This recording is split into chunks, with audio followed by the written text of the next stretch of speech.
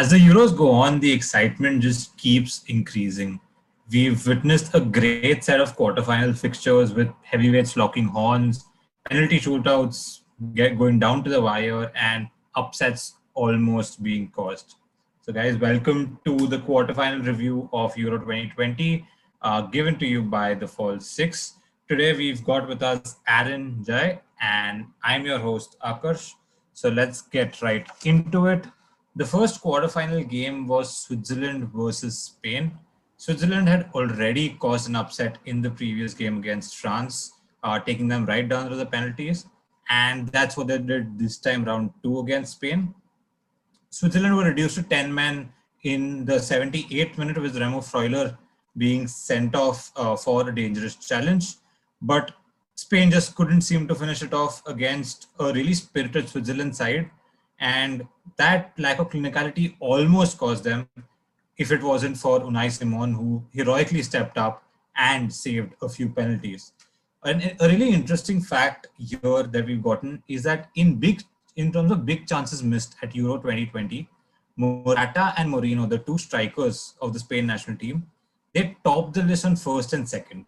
So, the clinicality issue that we spoke about in the earlier videos, that's still pretty relevant.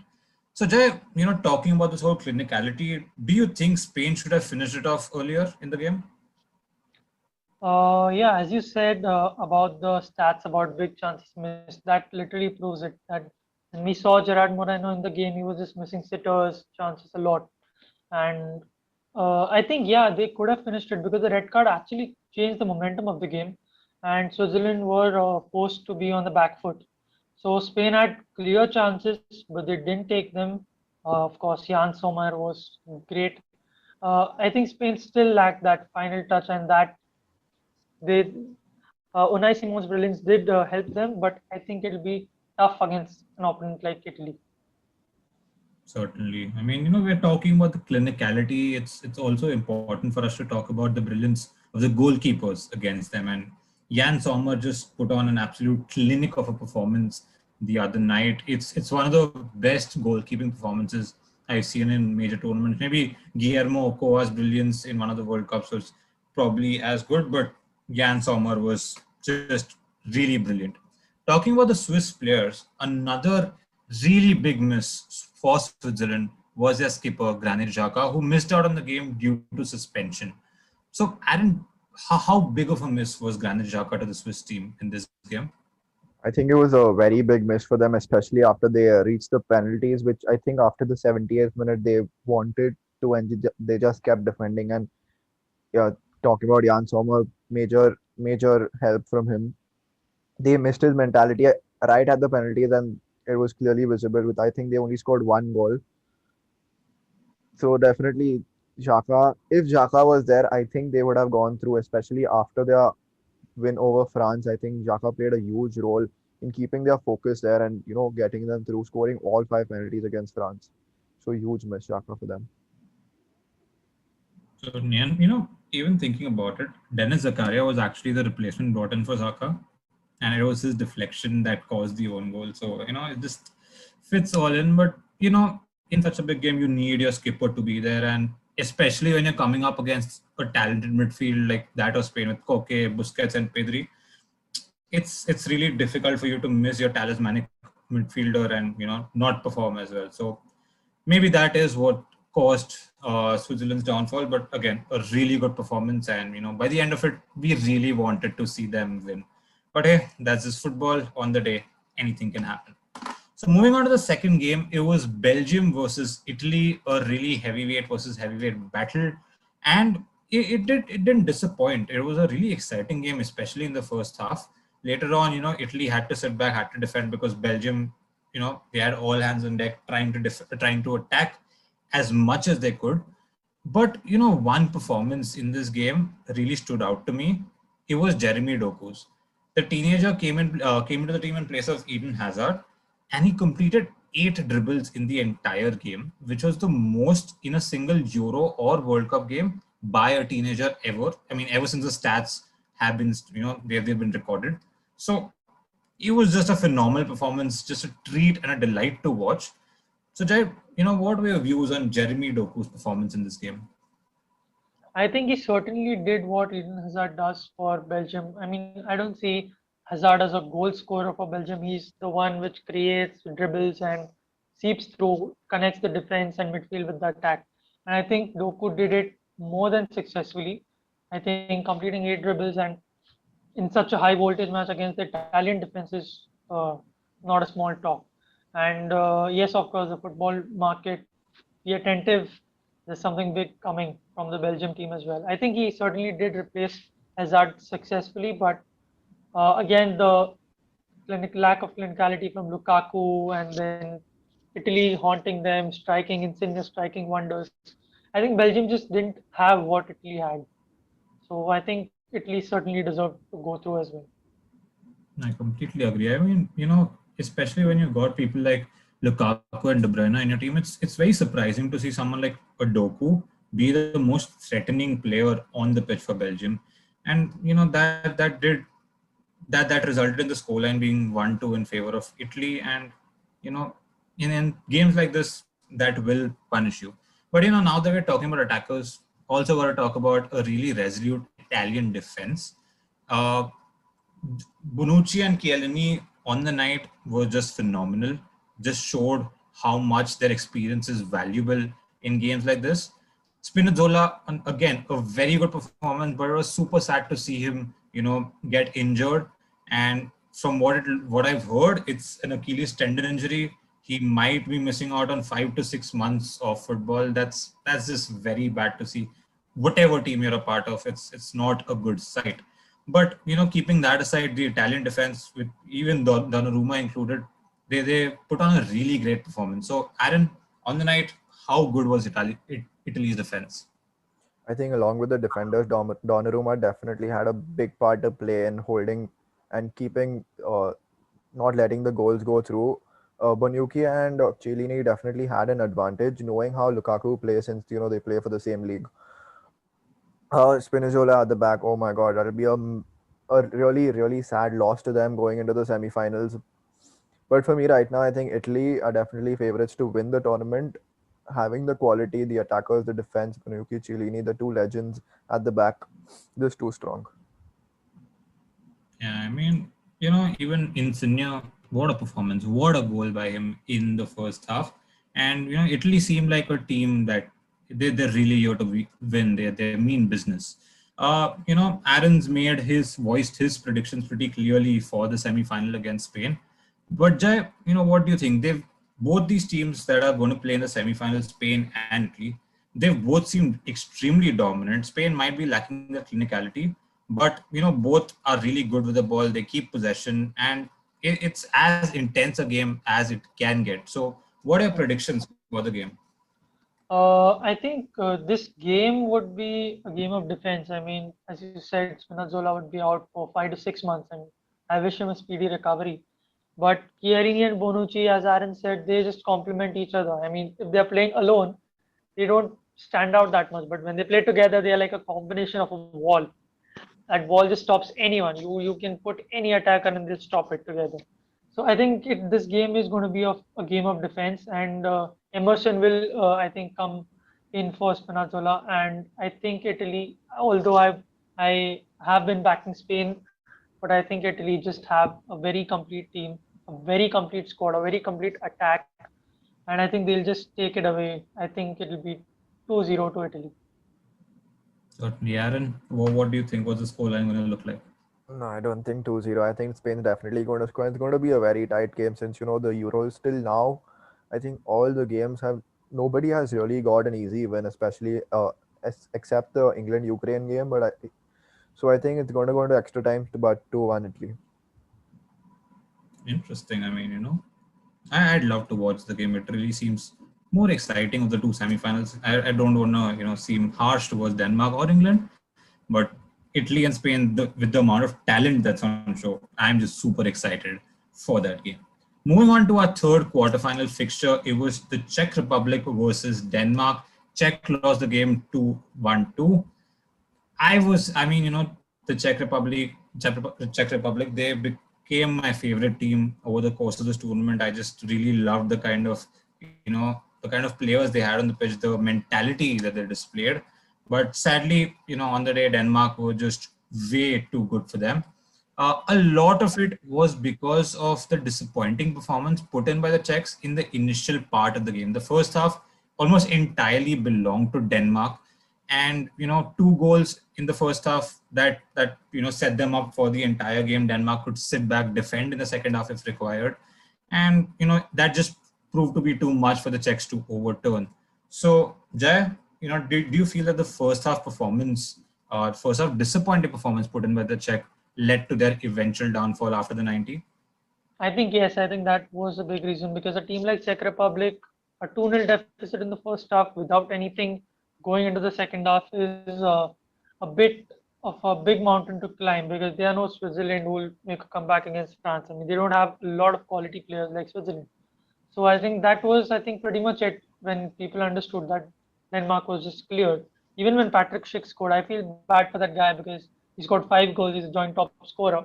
But I think Denmark somewhere, I've been reckoning on them as the biggest underdog of this tournament.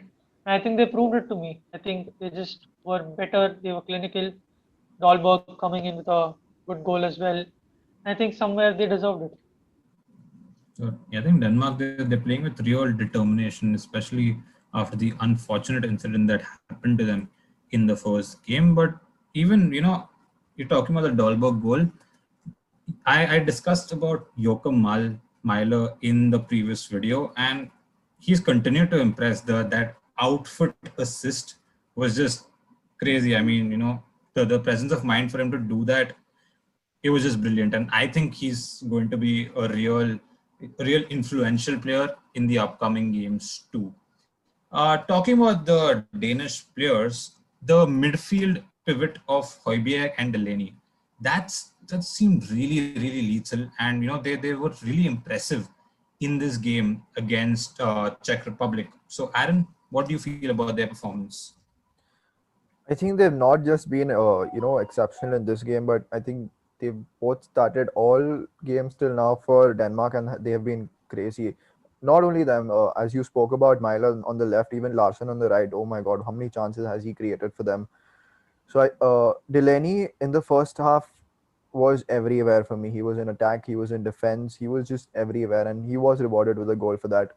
So I think going into the semi-finals, England will have a very difficult job break down that defense. After they also have Kyer and Christensen at the back, who are like a wall, are like a rock. So England are going to have a very difficult job to crack them at the back. I completely agree. When that mixture of being solid at the back and clinical in front of goal, it serves well for any team, and any team who possesses that is a real danger in a tournament like this. Moving on to the fourth game of the quarterfinal, it was Ukraine versus England. All of us knew England were the more dominant force coming into this tournament, coming into this fixture. But we did try to give Ukraine a chance, considering they got to the round of 16 in the most craziest manner, and they did pull off kind of an upset against Sweden. But on the day, England, they were just too dominant, and they're the only team currently to have not conceded a single goal in regulation time. So that's been a lot because of England's really sturdy defense. Pickford has had a good tournament, but he's probably not had as much to do as probably the other keepers in the tournament. And their defense has just been phenomenal.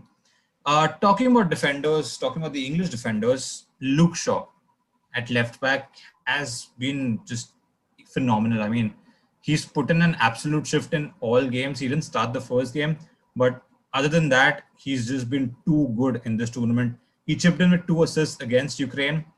So, Aaron, thoughts on his performance and how important is he in this team? He is very important. I think the 4 goals scored by England weren't really great goals. They're not really, tap-ins, but just the delivery of the ball by Luke Shaw, and all, even the corner scored by Jordan Henderson. What delivery, man! It, Luke Shaw at the back. Not only Luke Shaw, all of their 4 defenders. I think they're the best defenders right now in the tournament, and it shows with them not conceding even a single goal. So Luke Shaw going into the semi-final is going to be very important for them. I mean, I'm sure United fans are already drawing parallels between Luke Shaw and prime Roberto Carlos at this moment. But sure, after a really good performance, he deserves the hype. Moving on to the second question. Jay, on the night, did England's quality and England's talent on the pitch just prove to be way too superior for the Ukrainians? I think somewhere, yes. I mean, on paper, if people see, they'll say ki, the game was pretty equal, but I think it wasn't because at the internationals, what matters is you take chances. I mean, a team like Spain who will take like 18, 20 shots in the game, but just score one goal, it's pointless. You need to take whatever you get. And Luke Shaw is like putting balls in like some Marcelo of 2014 and there's Harry Kane, Maguire all heading in. Like you get that one slender chance. They just took 10 shots in the game. 10 shots, 4 goals. That's what matters. And England was just an entire team. I mean, that's what people need now. And that's what they'll need against Denmark as well. That one chance and one goal. And that'll secure them the final spot. That's a very interesting point to bring up because we associate with such dominant teams like Spain, England, Germany. We expect them to have, I don't know, 20, 25 shots against slightly more not as dominant teams. But England, they haven't seemed like that kind of an opposition in this tournament. They've been clinical. I mean, they haven't created the most, but whenever they have, they've converted that. So big props to them. I think they're the kind of team that will get the job done on the night, even if they don't seem like the better team. So I'm really excited to see them in this in the semi-final. So guys, England versus Denmark is going to be the second semi-final. Aaron, what is the scoreline looking like for you? Till now, I think the Euros have been, there haven't been many games where you can see the clear dominance, and I think coming to the semifinals it'll be the same, especially with Denmark having five at the back. I think 1-0 England. Interesting. Jay, do you think England changed up their formation against Germany to counteract their Germany's five at the back? Do you think England could probably do that against Denmark too, or are they confident about playing four at the back and dominating the game? I think switching to three at the back would be a big mistake because they are running so well. I mean, they've got Luke Shaw, Maguire, Stones. They are probably one of the best defense, some of the best defenders in the Premier League right now. And there's no need to change at all when you've got Calvin Phillips and Declan Rice doing all the dirty work as well. So I think yes, it might be a close game, but I don't think England will continue the record of not conceding. I think it'll be 2-1 to England. As much as I want Denmark to win, but I think England in the end will get the job done somewhere. I think you support a lot of our thoughts. Even I feel England might just edge this because, as I said, they seem like a team that gets the job done on the night, even if they're not as impressive. So let's hope that it's a good game to watch. And let's hope it's as interesting as we think the Spain and Italy game is going to be. So, guys, just a few things before we end. Let's pick the match of the quarterfinal round. Aaron, do you want to go first? I think undoubtedly it has to be the Spain Switzerland game. I mean, what a performance by Switzerland. It was really sad to see them not win, but major props to Spain for stepping up in the penalty shootout. Yeah, definitely game of the quarterfinals for me. Jay, what about you? I think yes, there's no disagreement. I mean, a lot of English fans would say England versus Ukraine was entertaining, 4 goals. I don't see that as an entertaining game. I think there was a lot of drama in Switzerland and Spain, so I think I'll go with that. I mean, I completely agree too. If you got a game where there's a red card, there's dominance on one side, counter-attacking on the other side, penalties being missed, tears at the end of the game, got to be the more exciting game. So I guess that decides it. Switzerland versus Spain is the match of the quarterfinal round. Moving on to the last question, who do you think was your player of the quarterfinal round? Jay, do you want to go first? Uh, might sound like an unpopular opinion, but I think it has to be Lorenzo Insigne. I mean, he did win the man of the match as well, and fantastic goal against a solid team. But I think he deserves it. I think he deserves a lot of credit for that. Interesting. No, I Aaron, what about? disagree. I think I'd go back to the Spain Switzerland game and say Jan Sommer. I think there was a patch in the middle of the game where he had I think right towards the end he had 10 saves in 15 minutes. I think that's just an amazing stat to have. And even in the penalties, he got some saves out. So Jan Sommer definitely player of the quarterfinals for me. I think I'll agree with Aaron on that. Jay, Lorenzo Insigne, beautiful performance, but Jan Sommer on the night, he single-handedly kept Switzerland in the game, and just for that, I think he really deserves this award. So, okay, we got the go-ahead from Jay. So I guess Jan Sommer is our player of the quarterfinal round. So, guys, that's it from our end. We hope we have a cracking set of semi-final games, which gives us a lot to talk and discuss about. But until next time, goodbye and keep watching.